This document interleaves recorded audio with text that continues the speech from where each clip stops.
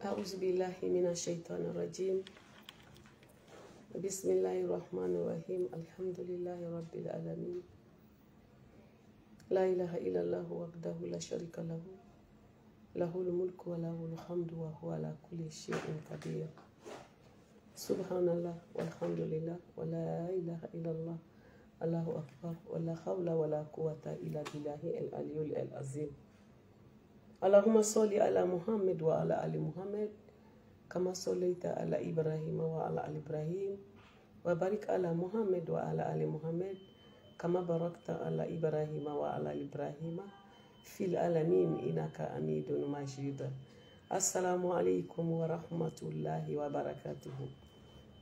الحمد لله الحمد لله. نكن بقى بفو دنيا فانتان أنيناني silame dina ba bi boka fu bi juma di ala kan juma uchaya ala kan labani ala kan kunadia ya allah ya rabbi be do kawi ka do nyini awfe ne wodi fo dubu la ka sala da wuliye harama de te koko da laban kana damine bo ni reba damine kuma min tado ka ko bi da se fo din digiri mame alhamdulillah be befu be silame befu silame adi kadi abalima ya kadi atiri ya kadi asigi nyaba sinji ya bedi kadi islam ya fembe kadi nkanu nyoko ka boka ubela jele fu bi juma ina ala kanga juma chaya juma noro amakama alimania ahine ala ka dambela jilema juma edum barikalindi semaine kono du lundi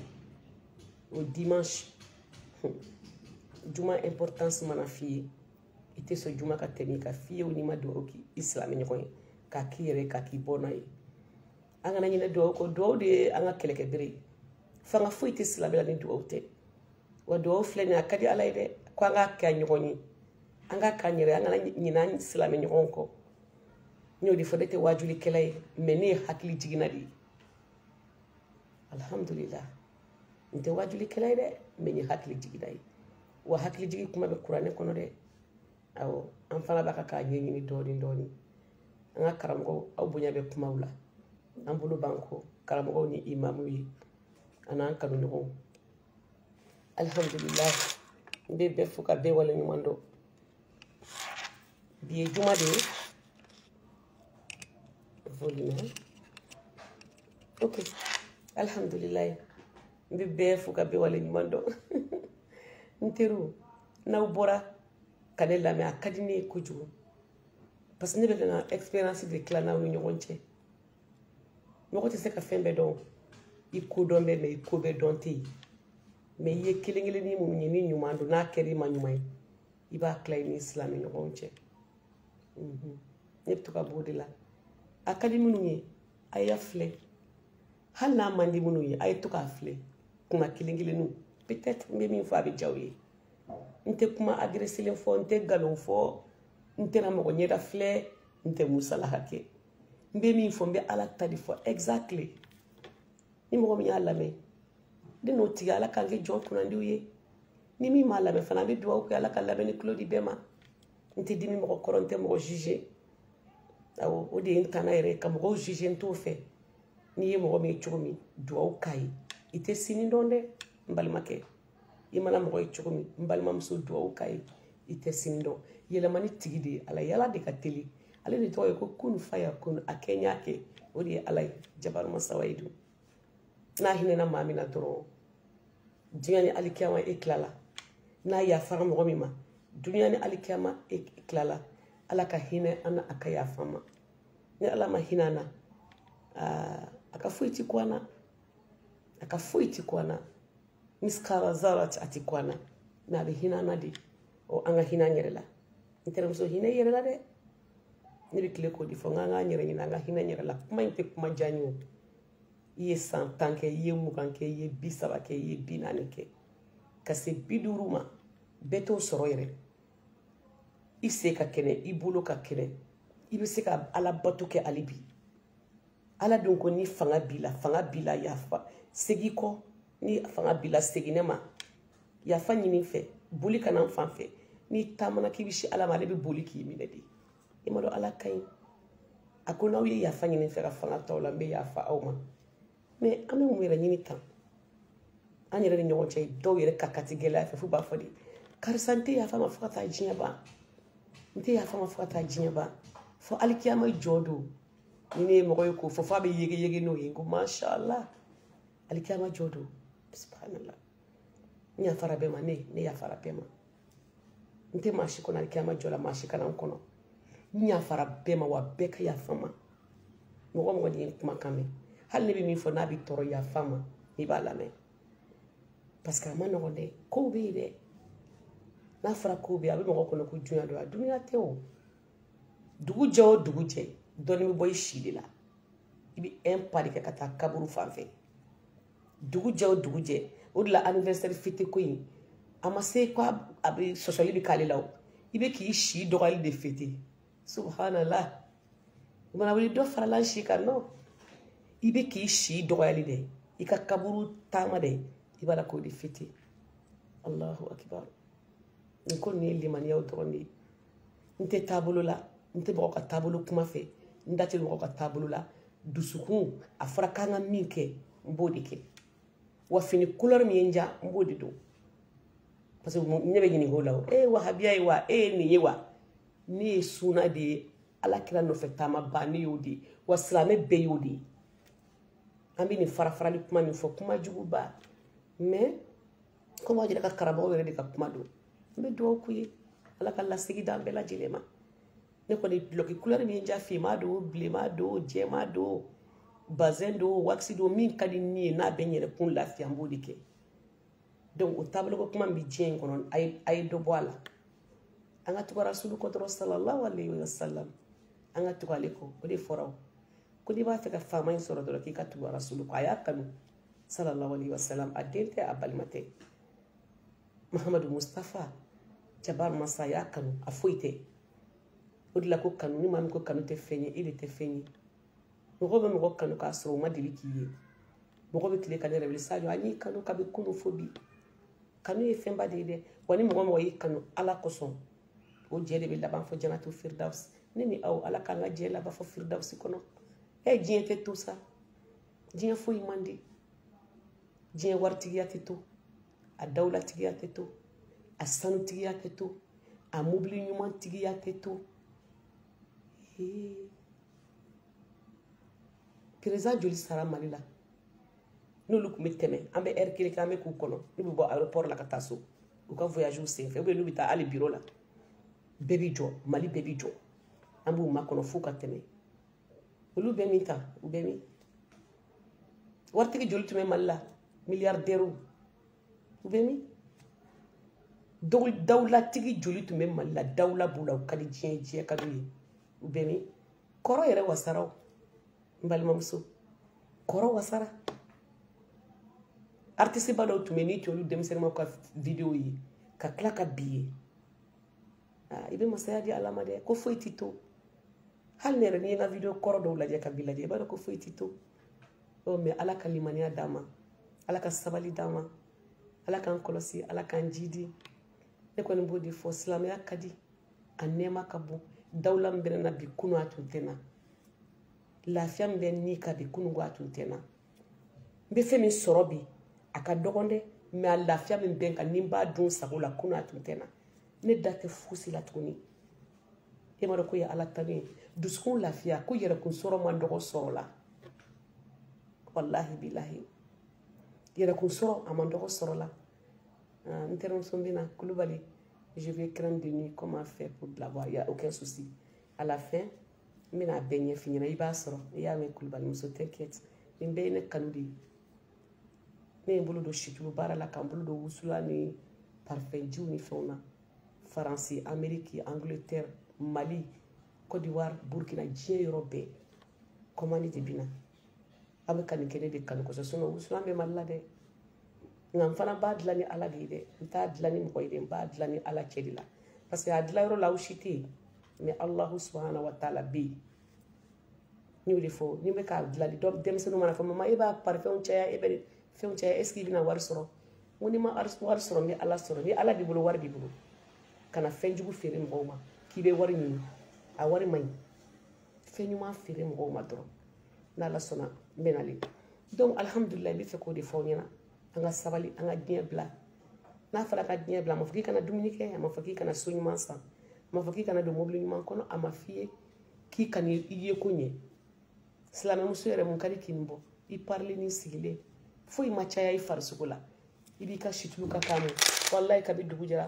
ne bɛ n ka situlu de kan aw m'a ye bilahi ne bɛ situlu de mun na n b'a mun bolow la hali muso minnu ni bolo bɛ yiriden tant que i bɛ nin mun i bolo la i bolo tɛna yiridi kɛ aw yɛrɛ ɲɛ b'a la dɛ a ma se i yɛrɛ fɔ la wa i fari bɛɛ bɛ kɛ tan fari bɛ ɲɛ silamɛmuso yɛrɛ i fari mana ɲɛ foyi ma ɲi k'a bɔ alhamdulilayi an ka situlu la matarafa a bɛ kɛ dawolo la a bɛ kɛ fɛn bɛɛ la ne denw mɔdenw bɛɛ de b'a kɛ du bɛɛ n burankɛw n buramusow bɛɛ de b'a kɛ alhamdulilayi an bɛ ala fo n yɛrɛ taalan don donc n bɛ min fɔ aw ye dɔrɔn n balimaw an ka sabali an ka segin ala ma ka fanga to an na an k'an yɛrɛ ɲini an k'an yɛrɛ ɲini an k'an yɛrɛ ɲini dɛ diɲɛ banna foyi tɛ yen tuguni muso dɔ ye ne wele sisan k'a ka histoire fɔ ne ye muso in tɛ hali yan ne bɛ faransi mais ne yɛrɛ kɛ bɛ ka kuma min tulo la faransiya n nana sisan cɛ o ka ca dɛ bon je suis obligée ka to ka kɛ faransiya fana n denw bi yan n ka ko bɛɛ de bi yan ne kun sigilen bɛ yan de maa ye 25 à 28 année kɛ dugu o dugu la o y'i ka dugu ye dɛ ne bɛ faransi cɛ n'a muso bɛɛ fo faransi bɛɛ ye ne supporté denw tɛmɛna yan faransi ye ne supporté dɛ wa bi fana bi de ka jugu kunungo ye tile tɛ bɔ k'a bɛn téléphone bi na de ka ne encouragé donc silamɛya bɛ Europe yɛrɛ yɛrɛ de Europe muso bɛ silamɛya fɛ dɛ dɔw bɛ yɛrɛ u t'a ɲɛdɔn de sinon a ka di dɔw ye u b'a fɛ ka kalan kɛ dɔw bɛ ɲininkali kɛ u b'a fɛ ka kalan kɛ a ye taa YouTube kan bi na i ye fɛn fɛn taper YouTube kan i b'a sɔrɔ n terimuso parce que faransi ko ma nɔgɔn sinon mali la karamɔgɔw de b'an bolo u bɛ taa an kalan so ne yɛrɛ ka misiri kɔnɔ karamɔgɔ bɛ n bolo a bɛ taa an kalan a bɛ taa n ka denmisɛnninw kalan a bɛ sigiɲɔgɔnw kalan baraji de b'a la wa n'i ye wari bila ka taa ko ka kalan kɛ n bɛn'o fana fɔ aw ye ka mɔgɔ kalan i hakili la ko wari pɛridilen don wari pɛridilen tɛ dɛ a bɛ bila i ka ni cani na mɔgɔ ye kuranɛ fɛn kelen dɔn i sababu la wallahi i b'o baraji sɔrɔli min kɛ ala deli tɔrɔ mɔgɔ k'i wele ko n bɛ fɛ ka kuranɛ kalan dɛmɛ a wari man ca o i mana karamɔgɔ sara 5,000 6,000 a bɛ kalan min kɛ nin kunna n ko y'i ka mijani de ye an tɛ to yan dɛ an tɛ commencer ka yen fɛ chantier in labɛn duniya baara hali kiyama baara ye chantier labɛn de ye an y'an ka sow labɛn ka karo k'a kɔnɔ tapi ɲumanw b'a kɔnɔ climatiseurs b'a kɔnɔ a bɛ fura k'a jɔsi tuma bɛɛ mais n ko kaburu fana bɛ kɛ ten de c'est pas parce que i sadon de k'i b'a labɛn ayi est ce que mɔgɔ yɛlɛma don so de kɔnɔ so bɛ labɛn o don wa ayi i bɛ san damadɔ de kɛ ka so in labɛn an k'an ka so labɛn an k'an ka bada dayɔrɔ labɛn yan ye tilenkɛyɔrɔ ye koyi yan ye tilenkɛyɔrɔ ye moi je suis athée il y a pas de souci après n bɛna ɲɛfɔ expédition bɛ kɛ cogo min na il y a aucun souci donc ne bɛna min fɔ aw ɲɛna sisan an ka sabali dɔrɔn yɛrɛ de ka kuma bɛɛ ye nin n tɛ mɔgɔ agressé n tɛ mɔgɔ jugé n da tɛ mɔgɔ ka problème na ne bɛ fɛn fɛn fɔ a bɛɛ ye ne yɛrɛ Sadio ka expérience ye ne yɛrɛ ye tɔɔrɔ minnu ye n ɲɛ la n ye lafiya minnu ye n ɲɛ la diɲɛlatigɛ kɔnɔ comment faire pour que ni problème nana i b'a affronter cogo di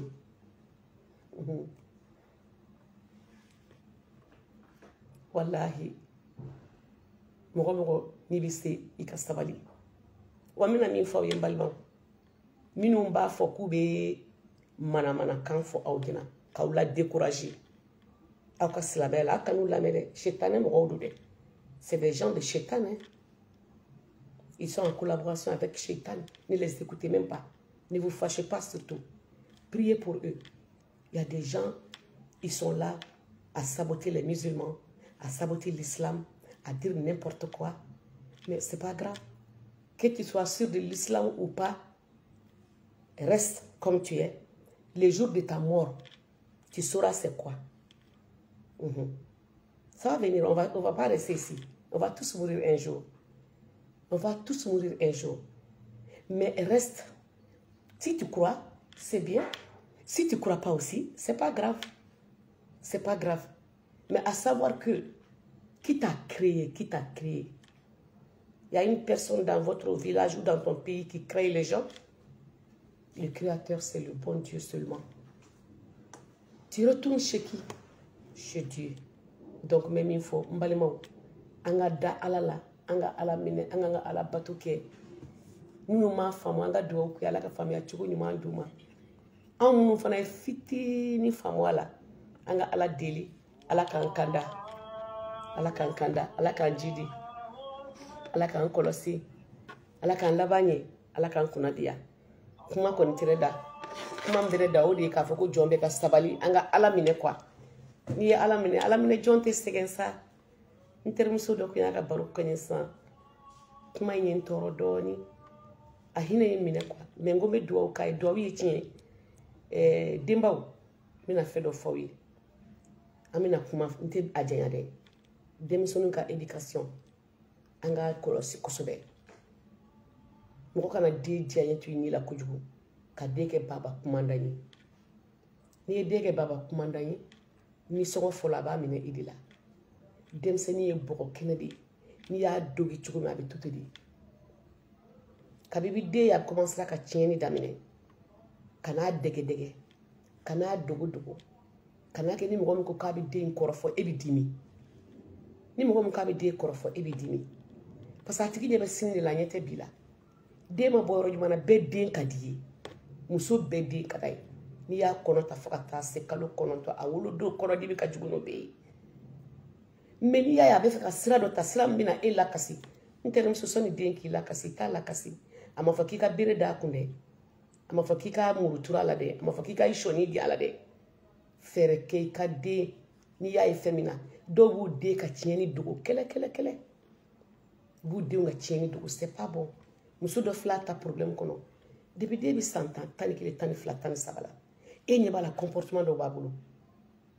Il y a un tito, bonnetika, fouetika. Donc c'est ça. Et bien, à la clamine, qu'au deux tiboulot dege la. Et tu fouilles faut mourir.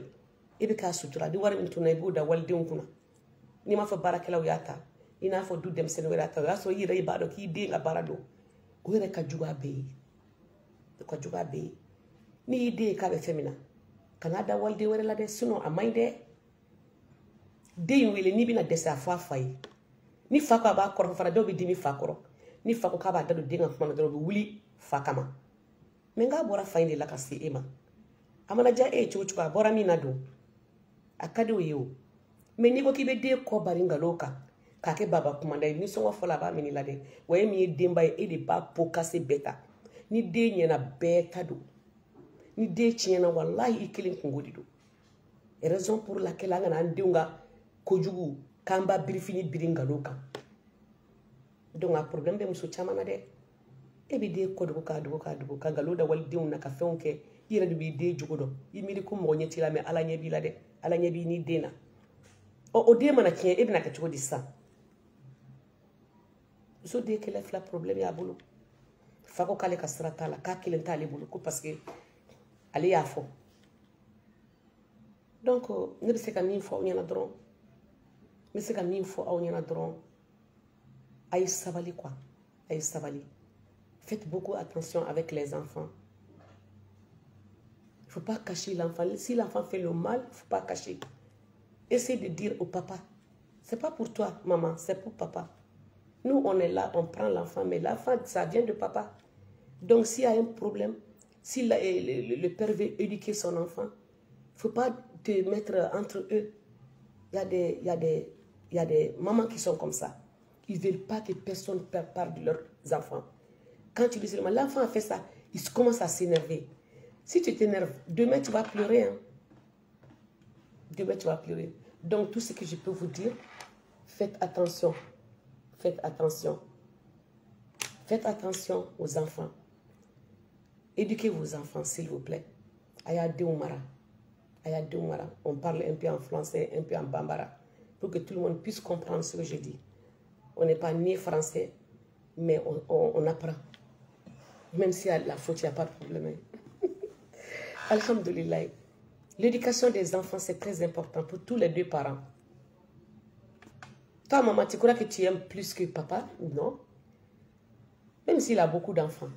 C'est normal. Mais chacun a son problème. S'il y a un problème dans la famille, L'enfant a fait le mal à quelqu'un. On dit à papa.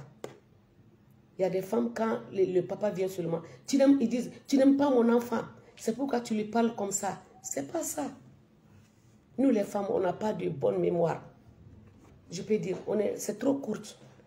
Maintenant, si le papa vient, c'est l'homme qui peut éduquer l'enfant garçon. La femme aussi peut bien éduquer son enfant garçon.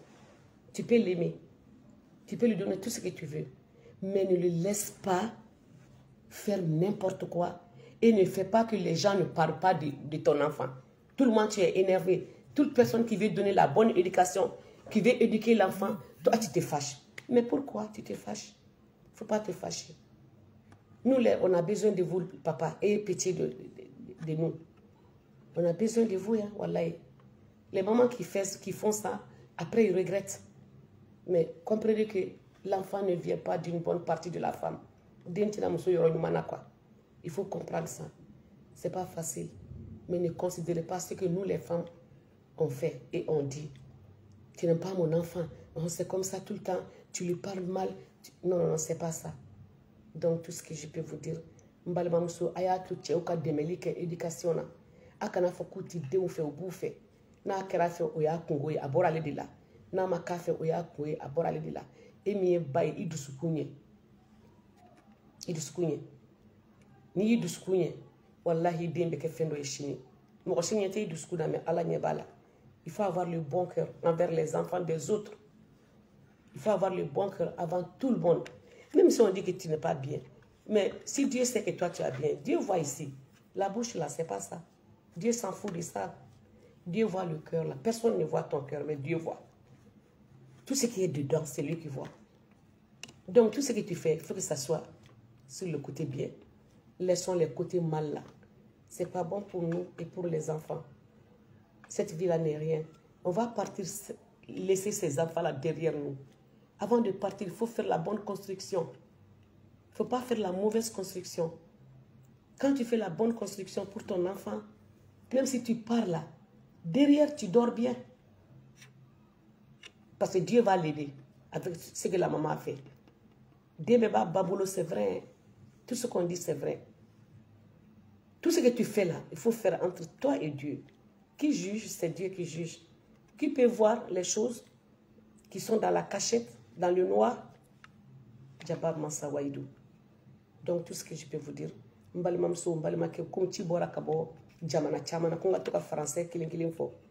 obligé de parler de temps en temps en français et c'est normal pour que Becca femme quoi.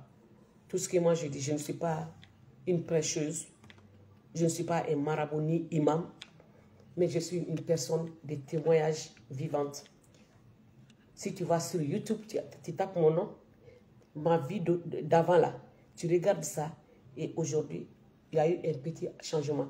On ne peut pas dire qu'on est changé à 100% ou bien on est la meilleure. Non. La personne, quand tu parles, il faut imiter quoi. Ne dis pas je suis meilleur, je suis comme ça. Personne n'est meilleur. Allah subhanahu wa ta'ala, allez de dafalime. Alhamdulillah rabbil alamin. Ne ka juma kumawi nundi.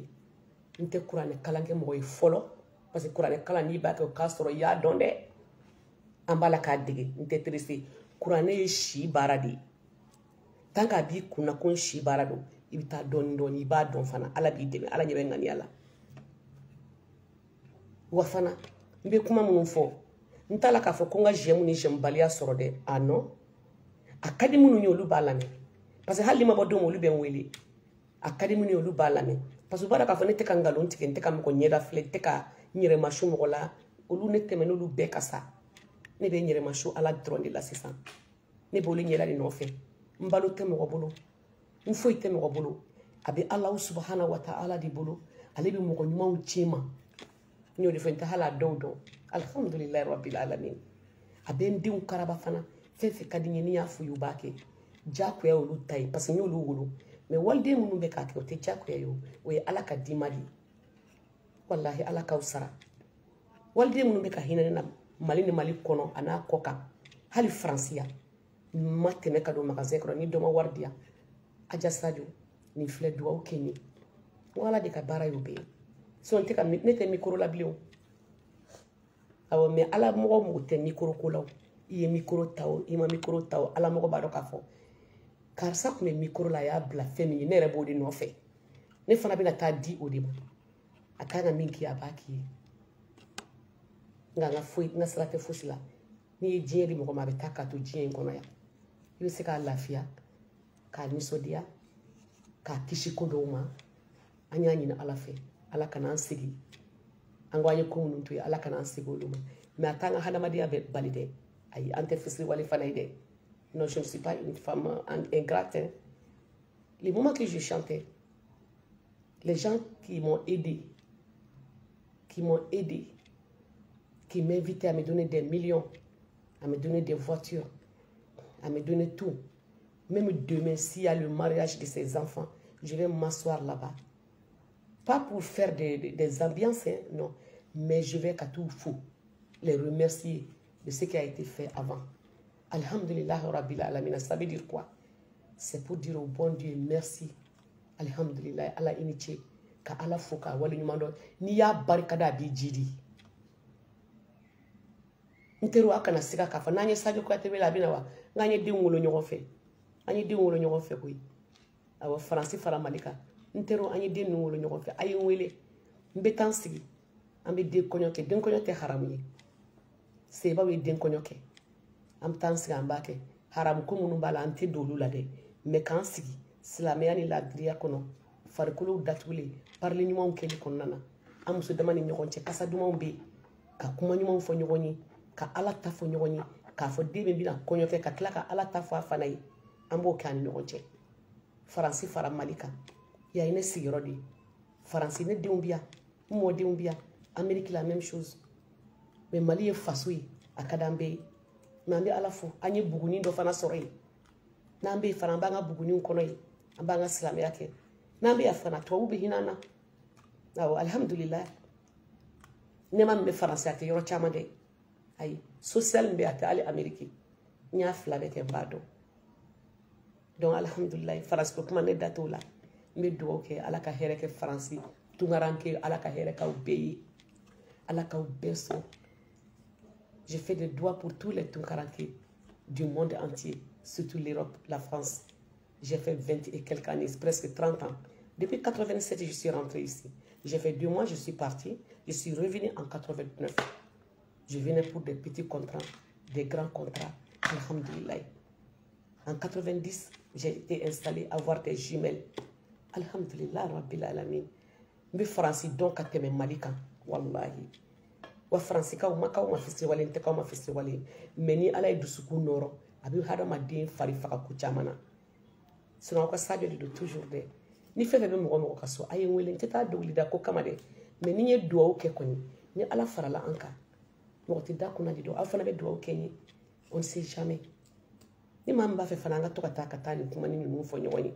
Ka hakila jigike ami ñoo wele amban sigi ni kadide baba ko ambe nike ambake yorobe ami hakila jigiu ke dusubu kele flamana noro akede kan barajido emia organiser ne mi ba kuma fo mo munu bita lamew mo se dara kala kata wajuli kero la dunia fantani nani be abbe baraji ba be wa meleke ubisigi kenaminka ala kan meleke nyumo aw ba do ko e kenemia o kene wajuli kenedi wallahi utakata kontana di fana kede ukwali temento ni benani wajuli barajin bidi sigiluma i sigika lame i fena tabala donc wajuli ni bon je peux mba fonte wajuli kala menere yele de wajuli wada mani kenyere de mo ci sika fuyi ki yere kanda ya alata de kanda ya alata ala kan kanda ala kan jidi ala ka barika do andenu na ala ka an kono na wolo fen ala ka benya ambulu dewo de boran kono ala ka ambulu barika yi muso munun dusu kasle be denko la ala ka dusu sumaya da ambela jilema parce que amba fo kan be ba kono ni dewo la ka chaya doro kuma be la jarabu be na kono de muso be mi fo nyoli fo ay wuli papa ka kolo shuta ki sigi ki banga seli ki banga ala ko ke ete zigiri ke kle kono astaghfirullah tibida kle kono la ilaha illa allah tibo eda Allahumma salli ti bo eda jamanjaw be asturmo be se ka min fo Allahumma salli ala sayidina Muhammad wa ala ali Muhammad wa sallim o mancha Allahumma salli ala sayidina Muhammad wa ala ali Muhammad wa sallim to ko fo astaghfirullah ni foli te fuika da madina be do de farika abi garjige saniya abi farikulo lafiya abi dusukun lafiya abi ya fanyini nyeshi alama ala be ya filma nera ya fara mo ma ika geni ka alikiyama dilala donc mena min fo nyina mbali baw anga sigi alama toro ni bo fo de ni ti singa wala de ande munu bamulo anga wuli ka do ku dugo klama fe wuli abasro sno ko kadi no wati de kadi alay sou clairo savana à partir de 3 heures wuli ki sigi ma fika joko kemeke ma binani fie ma mo fie joko fla nyuma jeya ka konnan jeya ka farkulo jele dusukun jele wuli ki joko ikanyina ala fi ala hinene dinuna hinene yerela ala barika don ko la kan ko sabati kan jidi hada madini sabati ni de mo sabati ma foyi anina ala fi ala ka hidila anina ala fa ki ibla ka sira clinic inna siratal mustaqim ngoni ya nyina fa ba dimadi ala ko ya nyini ba dauma mais qu'est-ce qu'on cherche? C'est Dieu même qui a dit cherchez, je vous donne. Levez-vous, demandez-moi ce que vous voulez, moi je vous donne. Il s'en fout. Ayad la na mugutala ayad la ondi mais ete ala koke edu ma problème mana wuli edi ala wili edu ma delika gere ala la e ma gere fen mo mina e se ko wili kuma be ka kula chugodi hala hada ma de nyoni nyonche ne ma gere ila nti ka sodon nti togodon nti jagudon problème mana wuli don ne bisika wuli ka nyeshi e mati mais ese ne hina ere bila o gere nyona de bila ni tini hine ni gere la ala la hine bi do ala bi hini la sa mbal mam sanga kiti andino anga hinula angoni anga siko kaw nyumana anga gise banga faletige ani doke kui ngungi makabibi binani soro kase bilani duru biduruma ibi fefe soro ko fa be bonus di do bisa mu kan shigi bisaba ni saba binani olubita bo ala ya obedima me yo beke kota la sa anga ke exemple yo beke kota la mugan bisaba binani e ya bege kutala binani duru kasi biduruma me o bele ka kene inila bana kulo gelentila kulo de miseno e jakwe me bana tila min bi balika ala bato bana tila min bi balika ala bato iti hakli soro kado ka fasisa ngone beka rapprocher kaburu dila esi bina biduru wera balo ka fara biduru koroka ibina binani wera balo ka fara binani koroka ina fo bisheki ubi ekeme mo ko mbi sam biseki ni keme soro man chambli de hali ni ya soro itasro kene ala angana nyoko negen sa sambi sheki ka kene non c'est faux avoir 80 ans ou 100 ans toi tu es en forme tu cours tu vas dans les mosquées tu fais des zikr tu fais des nafla tu fais toutes les bonnes prières aucun mal non c'est pas vrai aucun 80 ne peut avoir ça depuis à partir de 40 ans commence à s'approcher de Dieu 50 ans commence-le. Mange bien, habille-toi bien, rentre dans les belles voitures, rentre dans les belles maisons, ça, il n'y a aucun problème. Porte des belles habits, des beaux habits, il n'y a aucun problème. Mais n'oublie pas que Dieu est là. Tout ce que tu as là, ce n'est pas toi qui t'a donné, c'est Dieu qui t'a donné. Des chances que tu as là. Ceux qui n'ont pas là, ce n'est pas des fainéants, ce n'est pas des fougaris, mais c'est Dieu qui donne. C'est Dieu qui donne. Donc, ce n'est pas des fougaris. C'est Dieu qui donne tout ça. Toi qui en as, tu n'es pas... Et tu check ça, ou bien moussou qui ça, Allah dit adima. Donc, ne sais pas mille fois à Ogena. Mbalimao, anga sabali, anga nyirini, anga njidi, ala koka. Anga njidi ala kokande, ne mbeka foyi, djien diayoro ne kumba donde. Ne ka sani kumeke Champs-Élysées ke di ka Paris. Aye nyini ngalike mkola. Champs-Élysées, quand j'ai payé mes choses là-bas. Ndi unga fino gepu mumbi ne kundi umbi habillé ndi nga flanu. Wallahi Champs-Élysées kan. Ni ne rek mata o yoro façon ni le taro ngoni sani yere dike. Ni ne be sani ke. Rumele kan Charles Jourdain ngaro be ne tubi tayidi. Sabarani saki. Allahu akbar. Anga Abidjan Kalu Kamara denkɛ dɔ denmuso dɔ tun bɛ feere k'a yɔrɔ la yen u ka gunbe ɲɛmɔgɔba in ne kɔrɔmuso Aja Kunba i Kuyate ale de tun bɛ Abidjan gunbe dɔnkili da mashallah ni ne bɔra Mali la ka na Kunba Kuyate Kunba Jan Mamɛdi Jabiba ni Afuba a b'a fɔ Sadio Kuyate i ka dɔnkili ka di maliyɛn jelimuso na dɔnkili da o y'a sɔrɔ a ɲɔgɔn tɛ Abidjan bɛɛ Kunba Jan n'a ye turapa in don k'a cɛsiri n'a ye gunbe dɔnkili daminɛ la hawla wala quwwata diɲɛ bɛ ban a ka bɔ a ka jan dɔnkili in bɛ nin b'a la ne bɛ taa ka kɛnɛ kɔnɔ a b'a fɔ Sadio micro minɛ parce que maliyɛn dɔnkili ka di ne ye kojugu a yɛrɛ n'a tulo bɛ na a b'a dɔn n tɛ nkalon tigɛ Kuyate ne tɛ kɔrɔlen dogo de ne tɛ fitiriwale ye Kalu Kamara tun bɛ yen yala je crois kun y'a ka manager de ye ko diɲɛ bɛ ban sa diɲɛ bɛ ban de pewu komi foyi ma kɛ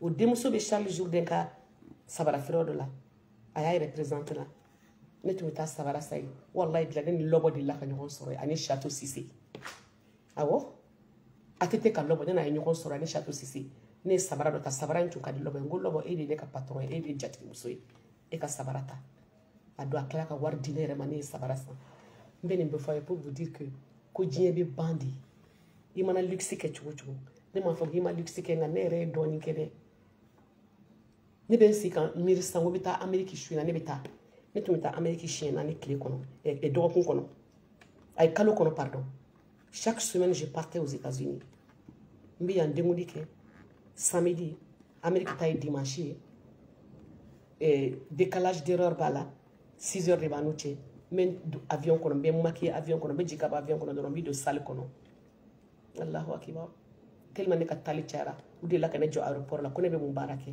heureusement a y'a sɔrɔ baptême de bɛ n bolo yen Setu Tarawele ani Mami Senw ka kungo dɔ tun bɛ n bolo sisan wa ni Ala ka lahara sɔn sumaya ye Ala y'a kɛ n ko bɛ taa u ka kungo la ko n ka numéro damadɔ di o y'a sɔrɔ mɔgɔw tun bɛ salle kɔnɔ k'an kɔnɔ k'u bɛ n don scanner kɔnɔ pour voir comment je voyage comme ça n ko ne ye star de ne ye dɔnkilidala de n bɛ dɔnkili de da mɔgɔw bɛ n wele o y'a sɔrɔ dɔnkilida ma tiɲɛ jama ma caya tan a ma kɛ sidɔnbali foyi n ko ne bɛ yan ta kɛ n bɛ taa yen ta kɛ n denw bɛ n kɔ yan n bɛ boli ka dɔ kɛ ka segin ka na mɔgɔ ye dɔ kɛ koyi mais a bɛɛ kɛra Ala ɲɛna u ye mɔgɔ 4 jate wele ko aw bɛ nin dɔn wa vous connaissez cette dame u ko oui on la connaît ko c'est qui ko c'est une grande chanteuse même tout de suite on est là on l'attend dans la salle o de la ne ka sɔrɔ ka bila ne ka don ne ka taa n ka baaraw kɛ n bɛ ka nin bɛɛ fɔ ne bɛ n yɛrɛ de ka vie fɔ aw ye a bɛ mɔgɔ waju quoi o bɛɛ ma ban bi yan o bɛɛ banna bi o ne bɛ yɔrɔ min na sisan fosi man di ne ye fo n'a kɛra Imura Tagabi ye ne b'o de fɛ Imura Tagabi ye olu ka di ne ye ani Magan Tabiye ninnu ne b'olu de fɛ n'i ko ne ka taa bi kalo kɔnɔ siɲɛ 4 Magan ni bɛ se n b'a fɛ komi n tun b'a kɛ cogo min fɔlɔ la ni bɛ taa Amérique n'i ye dɔɔnin kɛ diɲɛ na diɲɛ bila i k'i yɛrɛ ɲini sani diɲɛ k'i bila fɛn fɛn n'a bɛ kɔrɔ a bɛ cɛ juguya mais ni Ala ko bɛ kɔrɔ ale bɛ ɲɛ de ni Ala mɔgɔ bɛ kɔrɔ o bɛ ɲɛ nɔrɔ bɛ diya dusukun bɛ nɔrɔ dala kuma bɛ magaya hali kuma gɛlɛn k'a fɔ mɔgɔ ye bi a man di ne ye ne t'a fɛ ni ne bɛ fɛ ka don i gasi la hali ne woloden de ye ne b'a ɲini Ala fɛ n kana don i gasi la n bɛ yafa ɲini i fɛ alhamdulilayi nin tɛ kelen na nin tɛ fɔ ne ma an k'a to a bɛɛ ka kan na ne ye exemple de bɛ min dɔn bi ni n b'a dɔn kunun n ko caman kun tɛ kɛ n na n b'a to a bɛɛ ka kɛ n na n b'a to a bɛɛ ka fɔ n ma parce que a bɛ ban o a bɛɛ bɛ ban fɛn min tɛ ban o de ye Ala ka masaya ye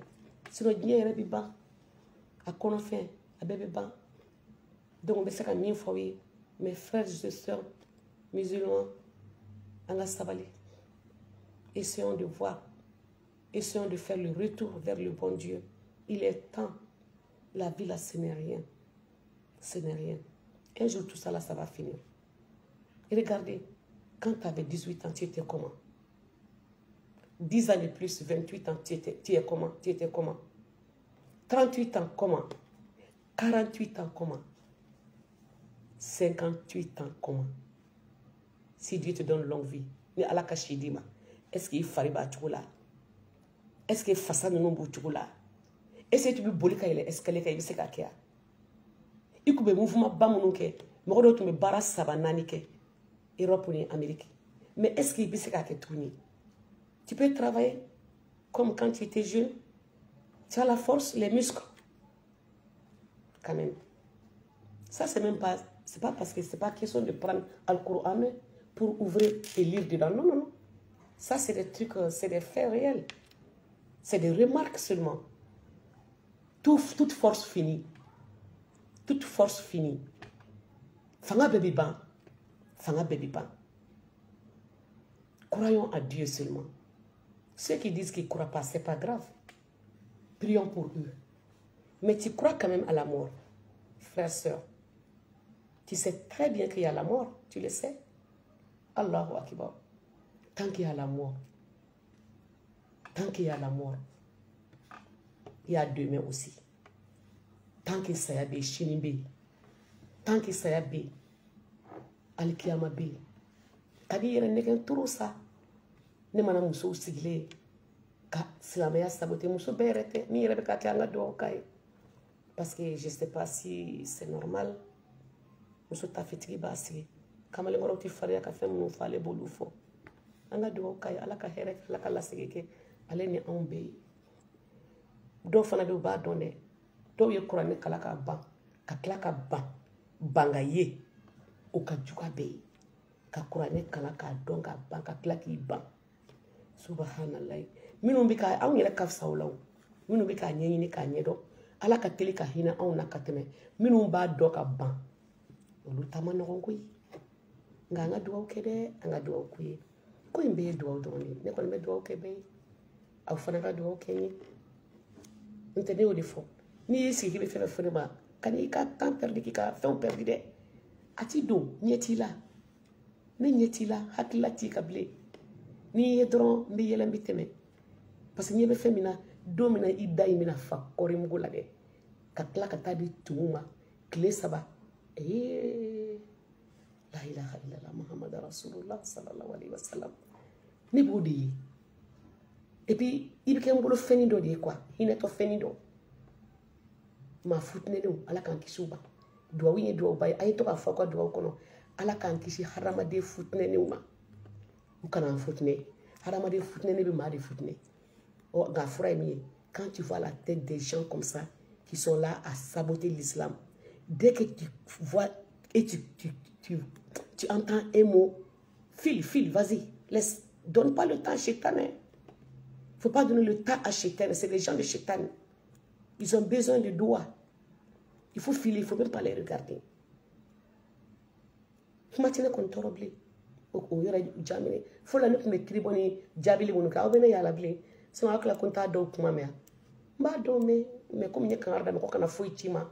Hali moyen fani mbane ala kula moko kana chima atigi yere hine bena aye do okuyi parce que neti urine tetunu ni ala de be nyona ne ni nyona be ala ko be nyona alhamdulillah iye moko sabotoro ima islamia kadide islamia kadide kuma munu be islamia kane bulu laje ni fendo laje ça m'a donné la chair de poule. Être musulman c'est très doux, très très doux. Et Talbi, ici Fubrangue, ani Ndenke, ani Milmoka conversation in donya suit. À ça, j'ai bien regardé. Et j'ai aimé. Vous flavez à quotidien. Talbi Bora, il y a explication pour ici. Excuse-moi, Talbi là. Il y a explication pour.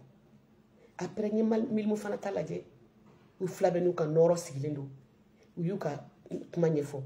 Ah oui, comment agresser les Jumenia kono. Ni ala kuma dronte ani douaou. Kala ka duwa ke nyoni islam be nyon kule ci don toro ni kuye folo utme basic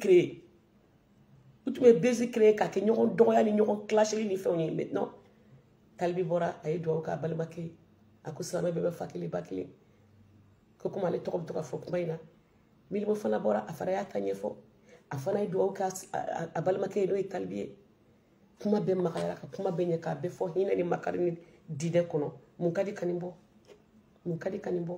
odi wa katoka nyoko neni shetane mo katoka keruni jemuni fembla ibi mogo e kerbla la islamia se woteli koro wallahi shetane dinge folo do anga do okay ubi ademu so folo ay ala mo to nudu ka kuma fo ni tala e ki dabo ala je dore kateme kana kɛrɛ kɛ kana jɛmu kɛ u to yen u bɛ tila ka bɛn a la o n'an dimina ɲɔgɔn kɔrɔ an bɛ tila ka bɛn a la mais bi ta kɛ fɛn ye k'a sɔrɔ e t'a fan fasi fɛ i bɛ juru min k'i yɛrɛ kan n balimakɛ ni n balimamuso i yɛrɛ ɲini nin si tɛ foyi ye nin bɛɛ bɛ tɛmɛ don min na an bɛna sa o de ka gɛlɛn ni nin bɛɛ ye a b'a sɔrɔ i bɛ lahalaya jumɛn na saya bɛ ne sɔrɔ lahalaya jumɛn na sa tiɲɛ don o tiɲɛ tɛ o karisa ka ɲi o karisa ma ɲi o silamɛw ka ɲi o u ma ɲi o taabolo o a donna tan o a bɔra tan o i yɛrɛ ta ɲi a bɛ cogo di de e yɛrɛ bɛ min na o ye jumɛn ye e ta ye jumɛn ye jija i ta la jugeli to yen kana mɔgɔ juge ka n'i yɛrɛ juge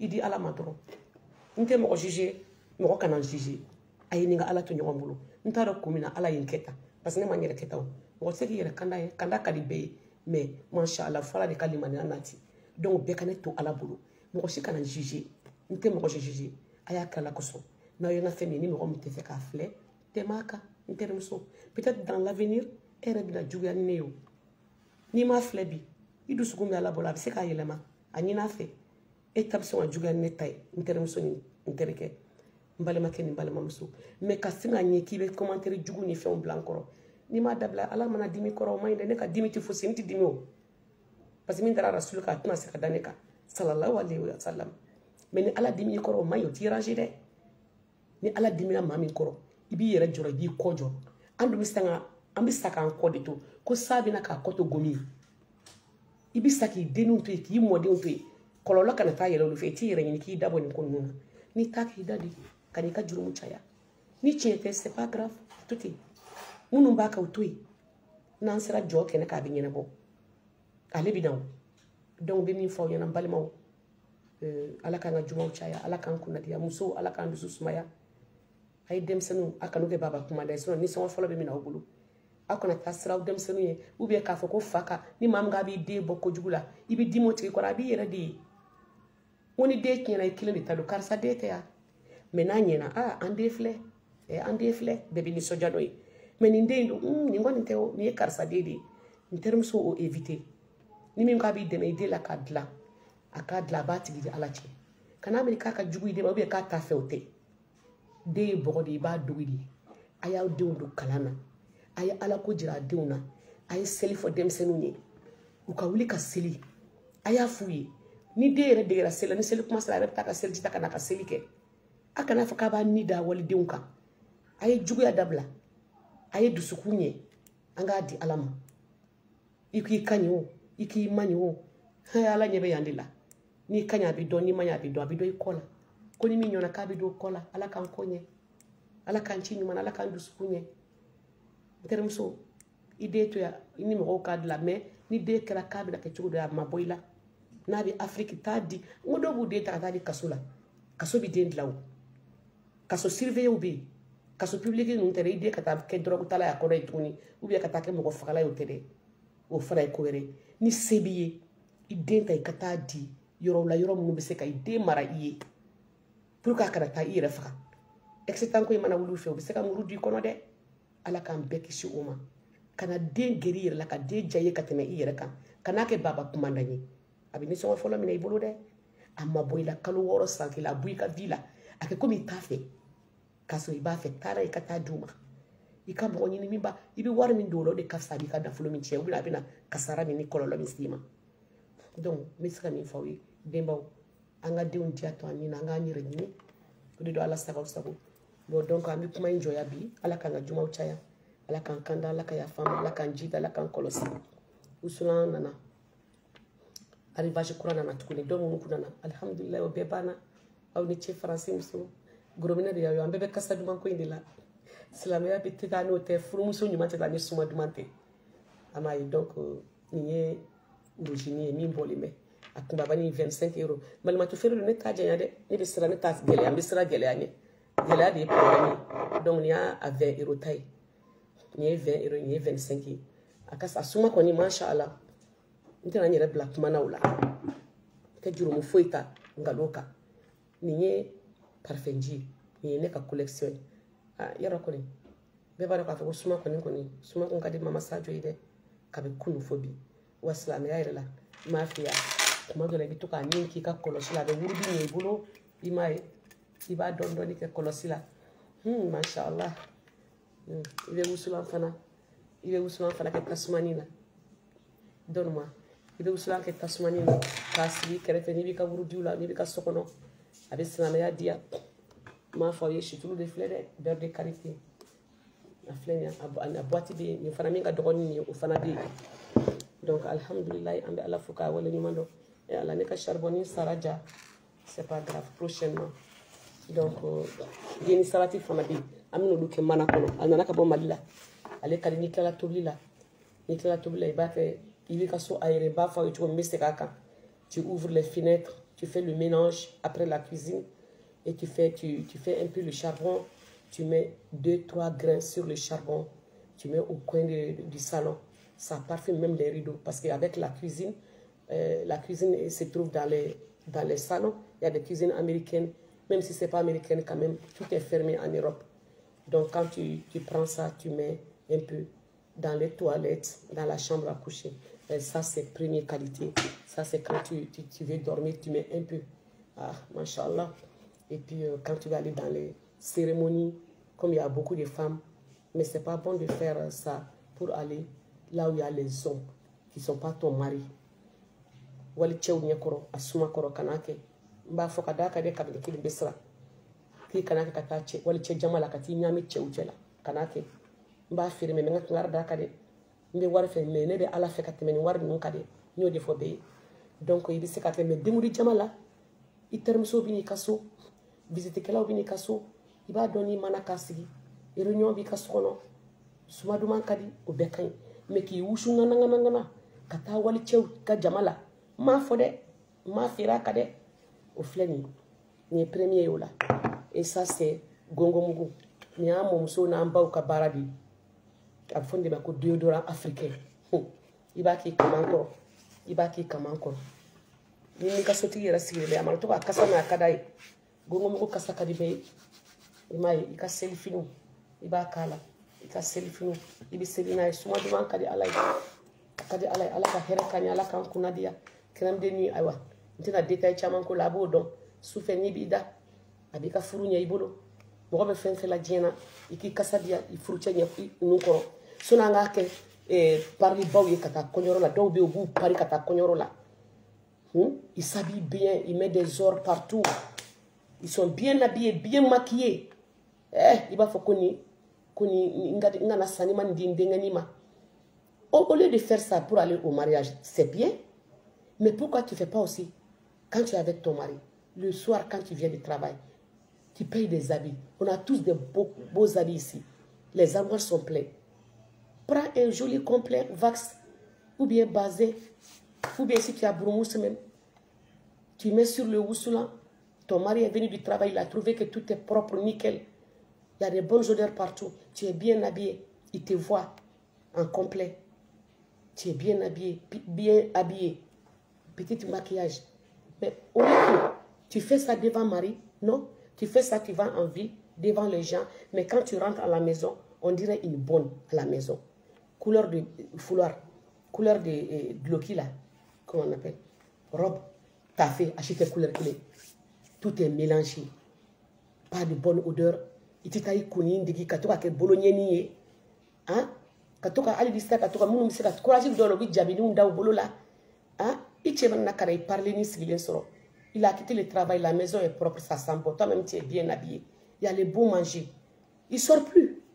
Même pour dire que mon mari ne me donne pas de nation, faites ça, Badi. S'il ne donne pas, c'est son problème, mais toi, faites ton travail de femme. Hein? Habillez-vous dans la maison, devant vos maris. C'est eux qui vous ont amené ici, ou bien c'est eux qui vous ont marié ici. Ils ont besoin de vous voir en bon état aussi. Mais pas seulement dans les mariages, dans les cérémonies. Toi, tu t'habilles, tu mets tous les ors que tu as payés. Mais à la maison, tu ne fais rien. Tu es dépravé. Ce n'est pas bon, ma soeur. C'est vous qui découragez les hommes. Franchement. Hein. Et puis le lit, là, il faut changer les draps. Il faut changer les draps, s'il vous plaît. 1 mois, un drap sur le lit. 2 semaines, 1 semaine. Ma soeur, il voit. Hein. Il dirait, mais il voit. Hein. Il faut changer les draps. Les dessous, là, il faut les sentir bon. Avec ces choses-là, les houssoulans, les parfumdis, tu vois, les gomomou, voilà, les crèmes de nuit, les houssoulans salades. Il faut faire sentir bon. Même les dessous, c'est très important. La couverture, le drap, la robe que tu dors avec, le pyjama que tu dors avec. Prenez soin de tout ça. C'est très important. Tout ça, ça marque. Ok? Donc voilà. Mbao blayabi. Ayaw jija ka dessous là, ku propre. Aka toka fini nyuma do tchenya koro. Kana parli beka ko konyoro doron. C'est pas bon. Ngo kangi pari ode te harami. Ikanga pari furche de nyakoro. Oni bita muso jama chela, muso ka ko ka chabi la benke. Maybe pare ka ti joyo were la den na sokono. Fini kula chite kile ngolo nogolendo. Hein? Suma du manti fait. Foi. Mais anga tien fo c'est pas bon. C'est pas bon anga tien fo. Abi tien découragé. Amana ta la Afrique ta do parler ni soro do la nyabi bo fe. E de obega so na abora eni ka ya soro I parler ndo. Ika ko be kay. Wallahi billahi Allah tala bi do na jaba fa ma femme aussi comme ça en Europe. Surtout en mine be bambulu ya. Barabi ke warbi soro Afrique ou tu war soro comme ya ka kuyi. Barabi ke warbi soro. O ye kelenyi. Barabi ke warbi soro parfait duma be soro. Amena ni usulan duma fana yi. O parfait duma fana biya. Mouneti prends soin de toi, il faut prendre soin de toi. Prends soin de toi et tes enfants. Donc, il faut que tu aies société kasabi ko denga sabara kasabi bo francia den tiko denga kushu betula faji bishu ideni ko ikaje alokaso me war min dima itate dende tado fini nyuma no sai ka kushi sai ikato ka fekana fa ko ni chema mi ke keto ke embi kafuta idita idena sa che denga cha muso denye chebe muso nani furu me edu ide che denga cha muso denye rem termuso occupé idena akana denw nogolento akana to denw nogolen ka ta école la ko ngato kana ta école la tout ça c'est important ay akana fa ko dem sonu yere de sanani sanduru ko ka ta yere ko est-ce que bidje ati je akana denw fari yere ko korobaya de ka fari nyabi soro ka ba fitini iba ko chugo mani bi tulu mo ala chugo mi ay dem senu dege ubela mais akana tout yere bo va te laver 5 ans 4 ans 3 ans hein 6 ans va te laver il faudra kaka jinyoro ayere kaka anogole labo kana jo ayo lu dabla na ma chien fa nyoni munte kurane ku mayre du ya nga ko anyere be munu ken nuyodi alhamdulillah rabbil alamin anga nyoko ladi ay dem senu prenez soin de vos enfants de vos maris de vous-même prenez soin de vous-même hein prends soin de toi prends soin de ta famille la vie là ce n'est rien dem bito misela fem bito misela le fini de dem na korba un jour il va grandir. Mais il ne faut pas qu'il grandisse avec fin de ça. Alhamdulillah rabbil alamina. Hali ni muso munu furu sara ku denw to parce que fana be bala. Akana demsenu lamo noko kono. Sinon no korabara be ke problème ye. Ala ye furu sala tige de wulu ba ma taraka dento. Abe emi buro aminani ala ye. Ala de o di ema o doni ala de o daiku. Amaja muso nye ka kono ta ka tla ka ta ko to. Nga daka ndo.